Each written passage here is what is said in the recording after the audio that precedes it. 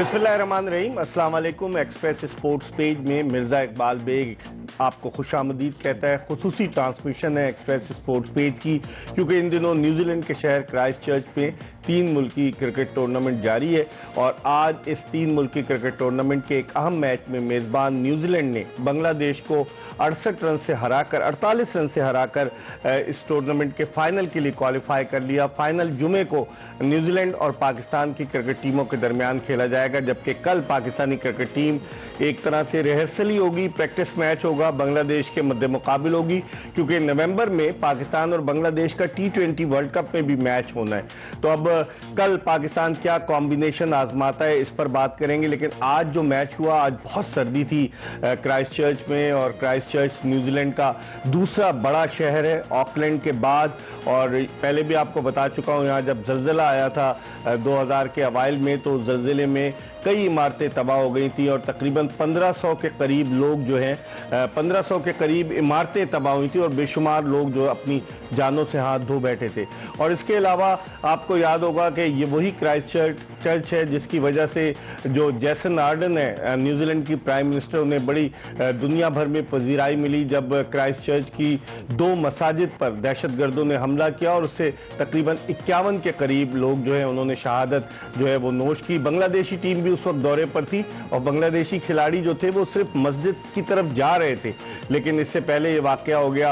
और उसके बाद जैसिंडा आर्डन जो थी, वो उनमें कई पाकिस्तानी लोग भी थे, फिर जैसिंडा आर्डन उनके घर गई और उन्होंने उनके साथ इजहार ताज़ियत किया। तो इस लिहाज से क्राइस्ट चर्च ने पूरी दुनिया में शोहरत हासिल की। हालांकि न्यूजीलैंड का शुमार दुनिया के उन शहरों में होता है जहां बेपनाह अमन है, जहां क्राइम रेट बिल्कुल कम है। और शोएब मोहम्मद हमारे साथ मौजूद है, इनसे हम बात भी करेंगे, क्योंकि शोएब मोहम्मद तो क्राइस्ट चर्च का दौरा कर चुके हैं। इस पर हम बात करेंगे। हमारे साथ आज स्टूडियो में रोज की तरह मौजूद है पाकिस्तान के former test opener, former selector Shoaib Mohammad, जो अपनी माहिराना राय देते हैं। और खास बात यह कि शोएब मोहम्मद जब हमारे साथ बैठते हैं तो ये अपना होमवर्क भी करके आते हैं ताकि हमें भी इनपुट देते हैं। ये भी बड़ी अच्छी बात है और इससे पता चलता है कि हम आपको जो तज्जिया या तबसरा पेश करते हैं आपकी खिदमत में, वो बड़ी मेहनत के साथ पेश करते हैं। इससे पहले कि हम शोएब मोहम्मद से गुफ्तगू के सिलसिले का आगाज करें, पहले आपको एक पैकेज दिखाते हैं आज के मैच के हवाले से, और जब वापस आएंगे तो आज के मैच पर भी बात करेंगे और पाकिस्तानी टीम के कॉम्बिनेशन के हवाले से भी बात करेंगे। पहले एक पैकेज देखते हैं।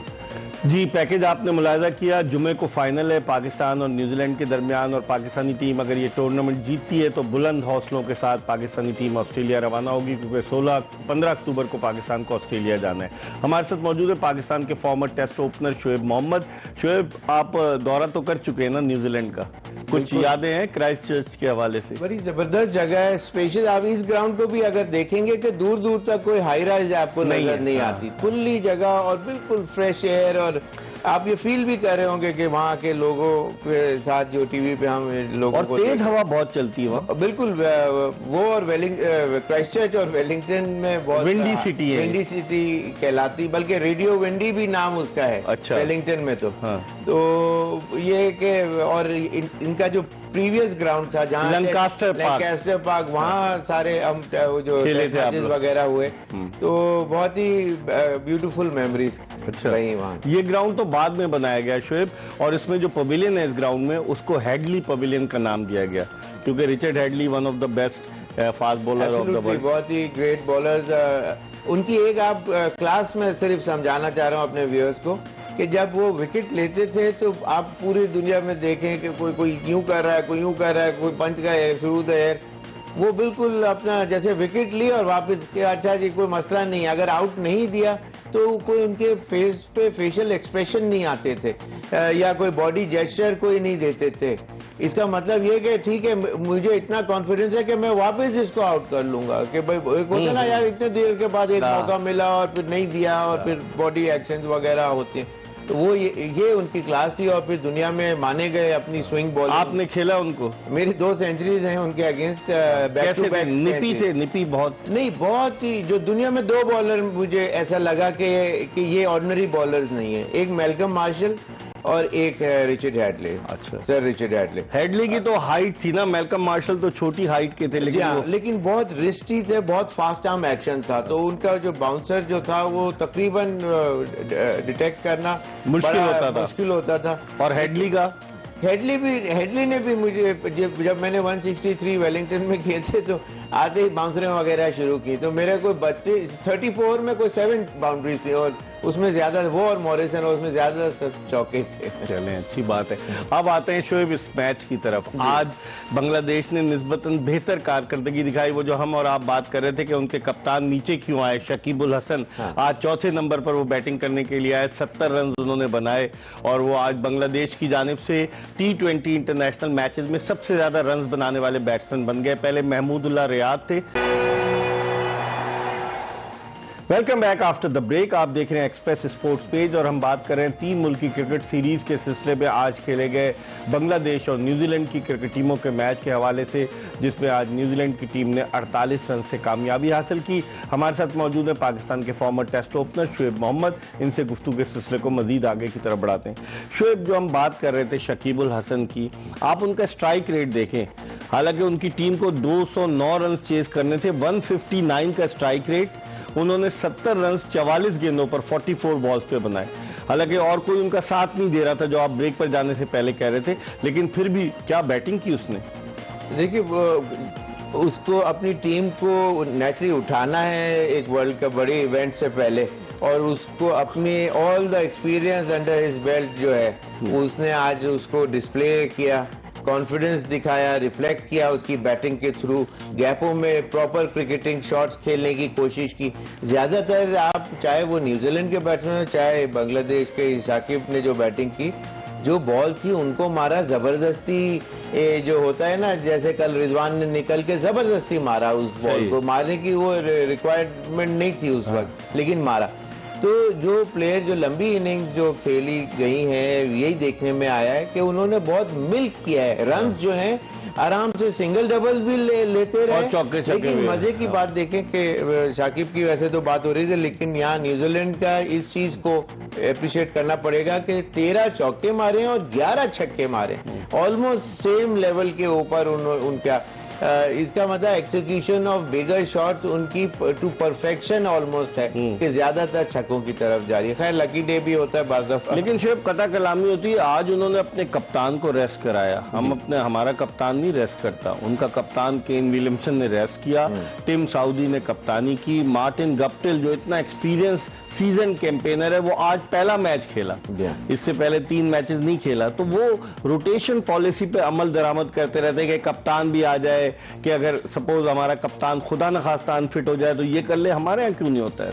कभी भी नहीं होता हमारे वहाँ। कभी कैप्टन ने ये नहीं बोला कि जी, वहाँ रिकी पॉन्टिंग न्यूजीलैंड के टूर पे जा रहे थे, बहुत इंपॉर्टेंट सीरीज थी, लेकिन ही बैक्ड ऑफ और एक यंगस्टर को चांस दिया। उसने वहां जाके अच्छी परफॉर्मेंस दी, लेकिन जब वो वापस आया तो वो अपनी स्लॉट में आ गया और उसको बाहर नेचुरली करना होना पड़ा। तो ये चीज यहाँ ये डर होता है कि अच्छा कोई दूसरा आपकी जगह ना ले ले, इसलिए कि उसका रीजन ये है कि जब बोर्ड वीक होता है तो खिलाड़ी मैनिपुलेशन हो जाती है, जिसकी वजह से प्लेयर अवॉइड करते हैं, इसी वजह से इंजरीज भी होती हैं। ये बहुत इंपॉर्टेंट पॉइंट। कंटिन्यूली खेलने से कंटिन्यूटी जब आपके लगी रहेगी, और जिसमें स्पेशली T20 मैचेस के अंदर आपका पूरा जूस निकल जाता है समझ में, और उसके अंदर फिर वनडे फिर टेस्ट मैचेस, तो उसमें जब आप रेस्ट नहीं करते तो फिर आपकी बॉडी फिटिक होती है। लेकिन शाकिब ने जैसे आपने कहा वो उसने प्रूव किया कि इज अ थॉरो प्रोफेशनल, और जब भी उनकी टीम अच्छा करेगी कि his part would always be there either through bowling, captaincy और हिज बैटिंग। कल के मैच में आप क्या देखते हैं? बांग्लादेश का जो पहला मैच जो हम जीते 21 रन से, उसमें शकीब उल हसन नहीं था, नूरुल हसन ने कप्तानी की थी। शकीब अब वापस आए, कल आज फॉर्म में भी आ गए। तो कल के मैच में क्या देखते हैं? बांग्लादेश की कोशिश होगी ना, और हमारे बरक्स बांग्लादेश भी रोटेशन की पॉलिसी भी अमल कर रहा है। सोमिया सरकार इतना अच्छा बैट्समैन को आप पहली दफा खिलाया, उनके बॉलर्स इबादत हुसैन, उनके बॉलर्स को भी वो रोटेट कर रहे हैं, सैफुल्लाह आज खेला, तो वो इस तरह से कर रहे हैं। लेकिन हम लोग नहीं करते कुछ ऐसा। नहीं, हमारा अब जैसे एक वन ऑफ रऊफ आराम कराया, रेस्ट कराया, जो कि नीडेड भी था। लेकिन हमारे वहाँ जैसे मैंने बताया ना कि ये पॉलिसी के ऊपर वो कहते कि जी खेलता रहेगा तो जरा ज्यादा रहेगा, इन टच रहेगा। इसी के फिटनेस लेग बाज दफा इस वजह से ये कहते कि फिटनेस लेवल हमारे प्लेयरों का कंपैरेटिवली इतना अच्छा नहीं होता।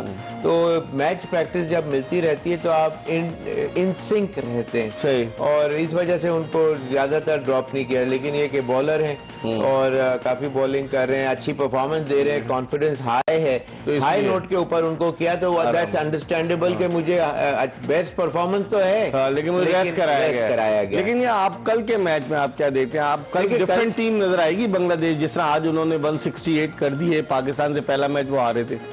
वो मोस्ट डेफिनेटली वो आज पिछले मैच से पाकिस्तान से डेफिनेटली ज्यादा बेटर परफॉर्मेंस देंगे। आप देखिए, एक तो ये कॉन्फिडेंस जो आज उन्होंने एक तो गेम किया 168 रन करे और इसी के 200 का बहुत बड़ा टोटल था। फिर पाकिस्तान का बांग्लादेश से वर्ल्ड कप में भी मैच है, तो वो उस मैच में जब दोनों टीमें ग्राउंड में उतरेंगी थोड़ा साइकोलॉजिकल वो एडवांटेज लेना चाहेंगे, तो वो ये नहीं चाहेंगे कि हम एज अ लूजिंग टीम अंदर वॉक इन करें। अगर वो विन करते हैं तो दे उनका मोरल हाई हो जाएगा, बहुत उस वर्ल्ड कप के लिए बहुत एडवांटेज होगा। लेकिन शोएब, अब जिस तरीके से न्यूजीलैंड ने गियर अप किया है, आप समझते हैं कि New Zealand can be a difficult team in the world cup? क्योंकि वो तो रोटेशन बेसिस पर उनका वो डैरल मिचेल भी वापस आ जाएगा, फिट हो गया है वो, उनका लूकी फर्गूसन भी है, ट्रेंट बोल्ट, टिम साउदी, बड़ी उनकी बॉलिंग भी देखें, स्पिनर उनका Michael Bracewell, left arm spinner Mitchell Santner, उनका लेग स्पिनर इश सोडी, तो उनकी बड़ी जबरदस्त कॉम्बिनेशन डेवलप हो रहा है। आपकी क्या राय है?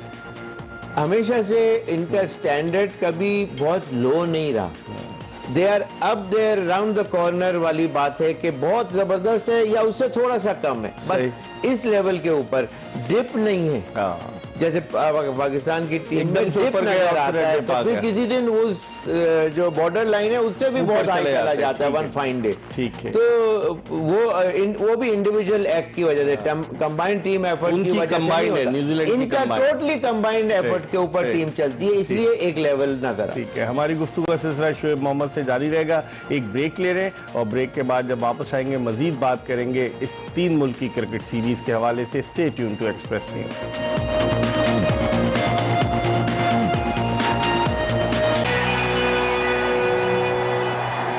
एक मरतबा फिर ब्रेक के बाद आपको एक्सप्रेस स्पोर्ट्स पेज में खुशामदीद कहते हैं। हमारे साथ मौजूद हैं पाकिस्तान के former test batsman Shoaib Mohammad, जिनसे हम बात कर रहे हैं इस 3 मुल्की क्रिकेट सीरीज के हवाले से।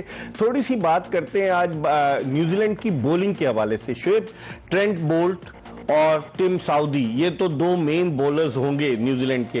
आज उन्होंने एडम मिल्न को भी खिलाया और एडम मिल्न ने 3 विकेटें भी हासिल की। तो आप उनकी बॉलिंग को कैसे देखते हैं? जब वर्ल्ड कप में जाएंगे उनके पास स्पिनर भी हैं, हर तरह की वैरायटी है, एक कंपोज टीम आपको नजर आ रही है वर्ल्ड कप के लिए? देखिए, उनका जो प्लान ऑफ एक्शन जो है ना, एक्सिक्यूशन, वो बड़ा समझ में आता है कि they had come out with a plan, in the sense कि वो अपनी रीच से, अपनी बाउंड्रीज से ज्यादा ना तेज करने की कोशिश करते, लिमिट में रहते, लिमिट। अब उनको लिमिटेशंस अपनी पता है, अब उनको लेंथ और line, and yet at the same time आप देखें सऊदी के गेंद ऐसा यूं करके इतना लंबा स्विंग कर रहा था, क्योंकि वो सर्टेन स्पीड पे, जब हम पिछले प्रोग्राम्स में बात कर रहे थे, इनके बॉलरों को ये अंदाजा है कि कौन सी सर्टेन स्पीड के ऊपर बॉल मैक्सिमम स्विंग हो पाता है, तो वो उसको मेंटेन रखते हैं। ये टेक्निक जोर नहीं लगाते, वो अपनी जगह पे देखिए लेंथ वेरी कर सकती है। जैसे आज बांग्लादेश ने शॉर्ट पिचेस बहुत की, जो फ्री हिट उनको चौके छक्के मिले, बहुत आराम से उन्होंने चौके छक्के, ड्यू टू रॉन्ग लेंथ की वजह से उनको मार पड़ी है बेसिकली उनकी। लेकिन इन्होंने जो बॉलिंग की वो मच सुपीरियर थी, और इनकी जो फास्ट बॉलिंग में एडम मिल्ने और दूसरा सऊदी जो है बोल्ट, तो अपनी जगह वो भी गेंद swing all the time, swing वाला हिसाब उसका रखता है। और तो ये चीज एक बड़े मैच के अंदर डेफिनेटली ये काम आने वाली चीज है। लेकिन सबसे इनके लिए मेरा अंदाजा है कि जो बहुत सुपीरियर एक बॉलिंग बंच इस वक्त नजर आ रहा है, कंट्रोल बॉलिंग, उसके ब्रेसवेल के एडिशन से हो गई। पहले ये ब्रेसवेल जो सिर्फ बैटिंग करता था, अब इसमें बॉलर भी, अब इसको बॉलिंग उसने कुछ ही अर्सा पहले शुरू की और आज वो एक फोर्स टू रेकन विथ हो गया है कि आते ही वो आके पाकिस्तान के मैच में भी आउट कर गया। चलो आउट नहीं किया मैं कहता हूं, लेकिन प्रेशर डालता है बॉल का जो डिलीवरी का जो पैटर्न है, जो बॉल ड्रिफ्ट कर रहा है और फिर टर्न कर रहा है, बॉल सीम एक ही रेवोल्यूशन जो है वो एक ही बैट्समैन के लिए मुश्किल होती है। तो वो चीज बहुत इंपॉर्टेंट होती है कि एक बॉलर की क्वालिटी डिस्क्राइब करता है। तो बैट्समैन अगर उससे अच्छा होगा तो उस बॉल को वो अच्छा खेल लेगा, लेकिन एटलीस्ट बॉलर में कोई कमी नजर आ रही है वो नहीं आ रही है। तो ये इनको बहुत एडवांटेज है, इसलिए कि सऊदी ऑलरेडी उस जगह पे अपने आप को सीमेंट कर चुका हुआ है। लेकिन उसके अब ऑफ स्पिनर भी अगर आ जाता है और फिर सेंटलर अपनी जगह है, थोड़ा सा लेंथ उसकी पिछले मैच में पाकिस्तान की इतनी अच्छी नहीं थी, लेकिन फिर भी आउट कर गया। आउट क्या किया हमारे बैट्समैन ने उसको विकेट दे दी।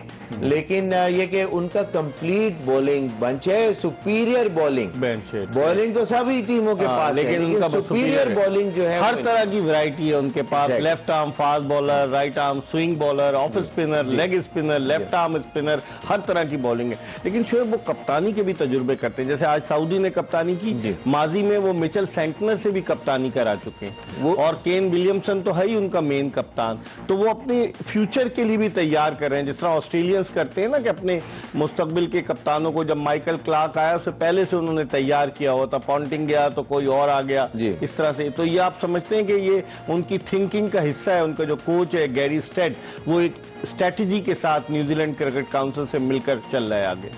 अगर इकबाल भाई मेरा अंदाजा आया, इज जस्ट एन अजम्पशन, अगर सऊदी भी कैप्टन नहीं होता ना, कोई तीसरा होता, तीसरा नहीं तो चौथा भी होता ना, तो इसी पैटर्न पे उन्होंने खेलना था। इसलिए कि they have been fed in that a manner कि जी इस तरह की सिचुएशन में ये होगा, इस सिचुएशन में ये होगा। होमवर्क बड़ा पक्का, होमवर्क उनका पक्का है। इसके कोच को क्रेडिट देना पड़ेगा कि उसने अपनी टीम के अंदर इस तरह डिस्ट्रीब्यूशन की हुई है कि एक आज उसकी एब्सेंस का कहाँ पता चला, विलियमसन की एब्सेंस का कहाँ पता चला, नहीं पता चला बिल्कुल, ना फील्डिंग में ना बैटिंग के अंदर, और बॉलिंग चेंजेस भी, बॉलिंग चेंजेस सारे। तो ये एक अच्छी टीम की सारी निशानियां हैं और कोच का उसके अंदर बड़ा एडवांटेज। लेकिन हमारा कोच तो कहता है गर्मी होती है, सर्दी होती है, दिन होती है, रात होता है, और जो कुछ होता है कुदरत की तरफ से होता है, प्लानिंग नहीं करता। आपने मोहम्मद यूसुफ की प्रेस कॉन्फ्रेंस देखी कल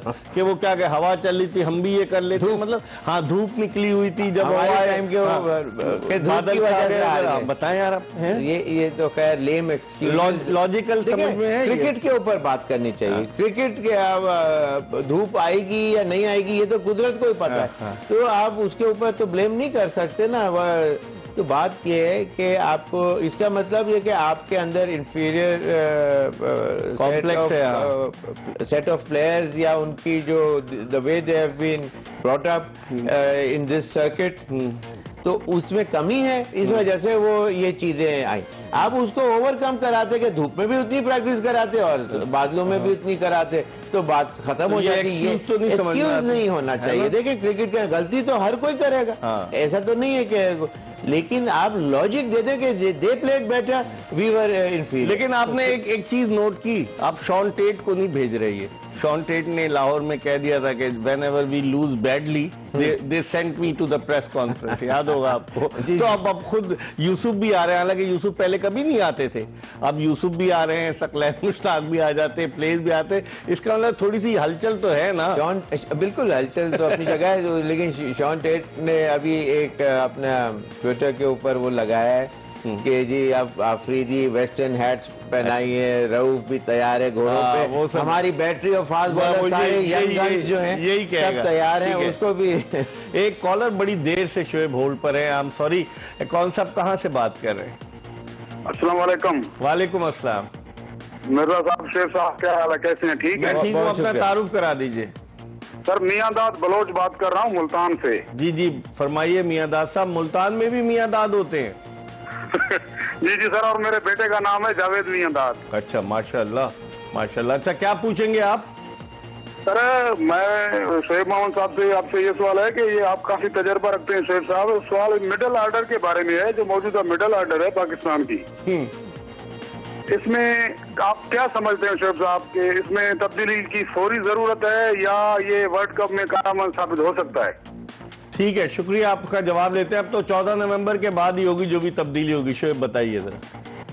मिडिल ऑर्डर तो एक कहानी बन चुकी है, वो पूरा मुल्क, मैं क्या बताऊं, पूरा पाकिस्तान जो क्रिकेट लिटरेट है हमारी कंट्री, और बहुत उसके अंदर गहरी नजर रखती है, और उसके अंदर हर कोई काफी अरसे से यही बात कर रहा है कि जी मिडिल ऑर्डर चेंज होना चाहिए। बिल्कुल होना चाहिए, लेकिन अब ये भी तो सवाल बनता है कि इनको इतने 10-10 इनिंग के मौके कैसे मिले, और बाज प्लेयरों के लिए एक से दूसरी इनिंग नहीं आई। उसकी कई एग्जांपल दे सकता हूँ। दानिश अजीज को खिलाया, बाहर हो गया।